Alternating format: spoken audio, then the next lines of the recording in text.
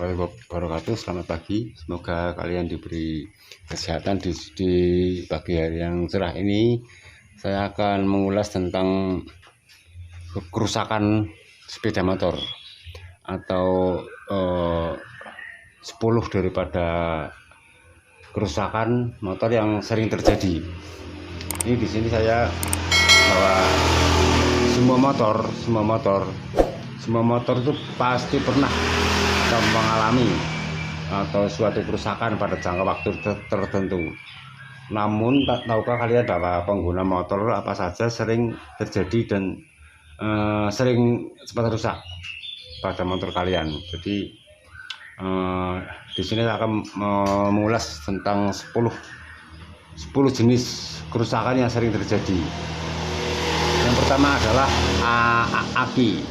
Aki di sini ini aki di sini itu sering sekali rusak. Aki merupakan komponen yang paling penting di sebuah kendaraan sebagai pemasok kelistrikan. Bagian ini akan rusak pada jangka waktu tertentu karena pemakaian, sehingga kapasitas yang ditampung oleh aki akan berkurang dengan berjalannya waktu. Kerusakan aki itu biasanya ditandai dengan starter tangan ataupun semua kelistrikan, terutama pada lampu atau klakson. Kalau misalkan di lampu itu biasanya redup, sedangkan klakson itu bunyinya jadi semakin tidak nyaring. Itu adalah kerusakan aki yang ditandai dengan lampunya redup atau kelistrikan yang jadi redup semua dan klaksonnya tidak nyaring. Bila sudah terjadi gejala seperti itu, sebaiknya cek ke bengkel ataupun dilakukan suatu pergantian dengan aki yang baru. Karena aki itu akan berperan sekali di dalam satu kendaraan. Bila aki itu rusak, kendaraan akan error, misalnya menggunakan sistem DC. Yang kedua adalah mesin berbet. Berbetnya mesin itu banyak sekali faktornya. Ada beberapa hal yang perlu diperhatikan, bahwa berbetnya mesin itu biasanya satu dikarenakan karena ada komponen yang bermasalah ada di karburator, seperti di jenis pilot jet di sini di pilot jet di sebagian sini ini banyak sekali terjadi kerusakan. Ini biasanya di dalam karburator ini terdapat adanya spuyer, ada main jet dan power jet di sini. Misalkan ini terjadi kerusakan di sini di daerah karburator, ini perlu disetting ulang atau dilakukan penggantian, karena karburator memang sering terjadi kerusakan di area itu saja, main jet dan power jetnya. Dan yang ketiga berikutnya adalah berbetnya mesin ini dipengaruhi oleh busi itu bisa mati ataupun pengapiannya jadi kecil, sehingga bermasalah pada berbetnya mesin. Yang ketiga adalah tenaga hilang. Ini pada kasus motor yang sering-sering rusak, ini terjadi karena adanya kerusakan pada mesin.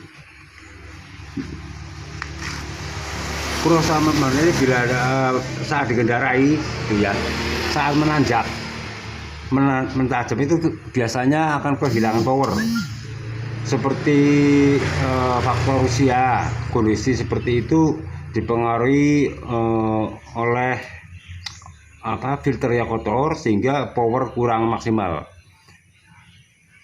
Ini untuk kasus yang biasanya kehilangan tenaga, ini biasanya dipengaruhi oleh filter yang mampet ataupun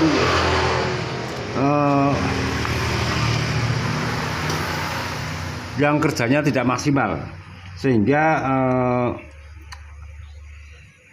menyebabkan tenaga hilang, kompresi hilang. Itu juga disebabkan karena adanya filter yang kotor, karena adanya debu yang masuk ke dalam area pembakaran.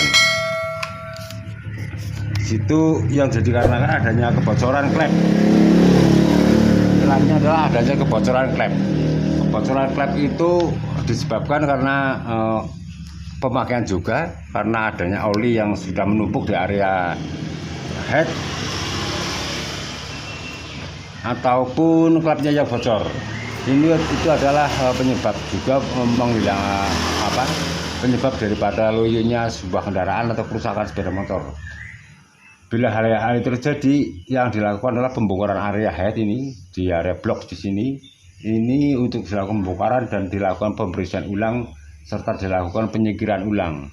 Bisa ke klapnya bocor ataupun dinding daripada linier di sini sudah aus, terutama di bagian seher itu akan menghilangkan sebuah tenaga atau power daripada kendaraan. Terus yang keempat adalah mesin susah hidup. Kebanyakan mesin susah hidup ini dipengaruhi oleh beberapa hal. Satu, karena ada baterainya yang soak. Terus campuran daripada bensin yang terlalu irit. Yang ketiga adalah kompresi yang lemah dan tekanan pompa bensin yang lemah atau rotak itu bila menggunakan sistem yang injeksi. Tapi kalau untuk karburator ini tidak menggunakan adanya full pump. Terus yang kelima adalah keluar asap putih daripada knalpot. Pada kasus ini adalah motor 4 tak. Kalau 2 tak itu kan selalu ada asap, jadi tidak berpengaruh. Misalkan 2 tak itu juga berpengaruh sekali. Misalkan ada terlalu banyak asap juga tenaganya akan loyo.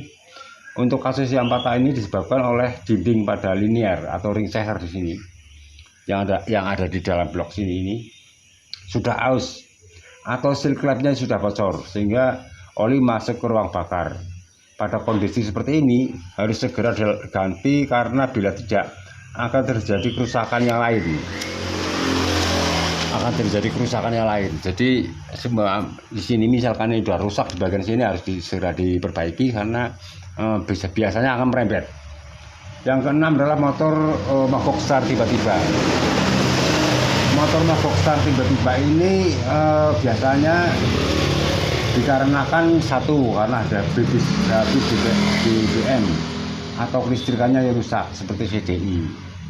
Bila CDI rusak atau komponen pendukung seperti kiprok dan pulser serta spool mati, tidak akan mengeluarkan percikan api di kuil sehingga api di busi tidak ada.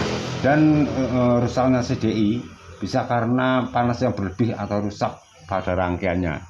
Ini seperti ini CDI.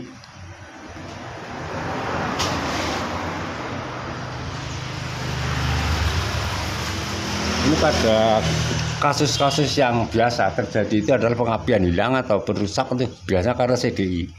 CDI ini di dalam ada suatu rangkaian yang kompleks di sini. Ini juga didukung adanya spool ataupun kiprok ataupun aki. Misalkan ketiga-tiganya tidak mendukung, itu juga akan berpengaruh sekali terhadap motor, mogoknya motor. Jadi sangatlah kompleks. Terus yang ketujuh adalah knalpot sering nembak. Knalpot sering nembak itu dikarenakan adanya campuran BBM itu terlalu kaya sehingga pada saat putaran tinggi atau RPM tinggi sebagian bensin tidak terbakar habis sehingga bensin itu keluar melalui knalpot karena adanya temperatur yang tinggi sehingga terjadi suatu ledakan. Ledakan itu adalah ledakan karena adanya campuran bahan bakar yang tidak terbakar habis sehingga terkena temperatur tinggi terjadilah suatu ledakan yang menimbulkan bunyi di area knalpot. Yang kedua adalah karena adanya busi kotor sehingga percikan api kecil pada saat RPM tinggi itu yang namanya BBM tidak terbakar sempurna sehingga timbulkan suara di area knalpot itu karena busi yang kotor. Itu bisa menimbulkan suatu ledakan juga karena percikannya terlalu kecil sedangkan bahan bakarnya tidak terbakar habis, sisanya terbuang dan menempel di area lubang knalpot yang bertemperatur tinggi sehingga terjadi suatu ledakan. Yang ke-8 adalah komstir. Ini biasanya komstir ini di sini, ini komstir di sini. Ini sering sekali rusak di sini. Rusaknya komstir ini bisa karena adanya jalan yang tidak rata ataupun pemakaian sudah lama. Jadi ini sering sekali di sini terjadinya kerusakan. Ini ada sebuah pelor kecil-kecil di sini. Ini bisa karena tekanan yang terlalu tinggi.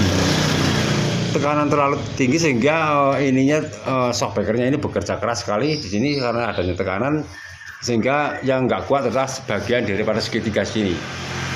Bila ini sudah terjadi seperti itu, lakukanlah penggantian di area komstir dan cek di area segitiga. Segitiga ini kadang di sini bengkok, itu karena terlalu lama pemakaian ataupun sering di jalan-jalan yang tidak rata gitu ya. Terus rem cakram ini sering terjadi bahwa motor-motor sudah lama itu sering terjadi adanya kerusakan di area rem cakram. Ini rem cakram di sini. Ini rem cakram di sini.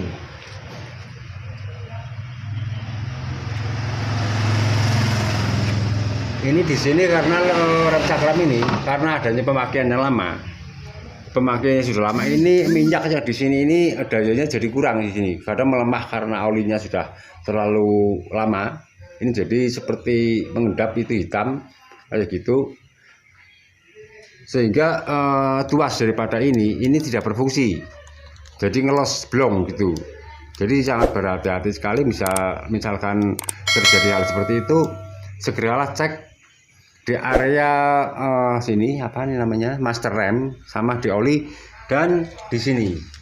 Ini kebanyakan sekali di sini juga rusak habis karena pemakaian di sini. Jadi sangat berbahaya sekali bila semua komponen ini tidak diperhatikan dengan baik, tidak dilakukan dengan perawatan, sehingga motor akan terjadi keausan ataupun rusak.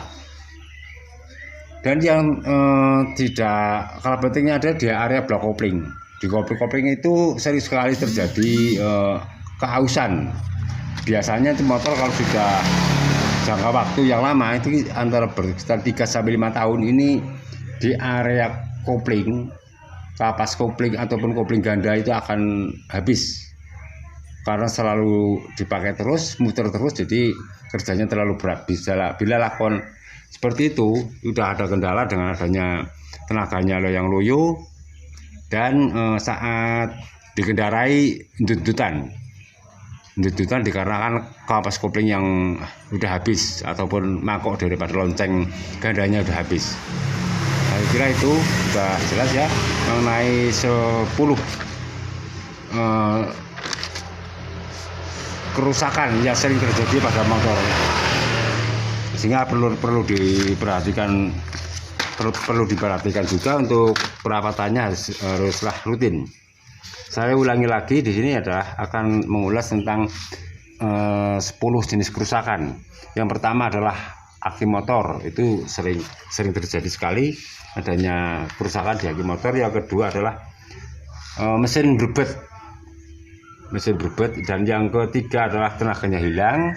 Yang keempat adalah mesin susah hidup, dan yang kelima knalpot itu berasap, dan yang keenam motor mogok secara tiba-tiba, dan yang ketujuh adalah knalpot nembak, dan yang ke-8 komstir, yang ketiga yang 9 adalah di area cakram, serta yang ke-10 kebanyakan ada di area blok kopling di sini.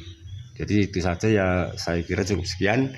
Wassalamualaikum warahmatullahi wabarakatuh. Semoga apa yang saya sampaikan dapat berguna, dapat bermanfaat tentang mengenai jenis kerusakan yang sering terjadi pada motor-motor kalian semuanya. Saya kira itu saja. Wassalamualaikum warahmatullahi wabarakatuh.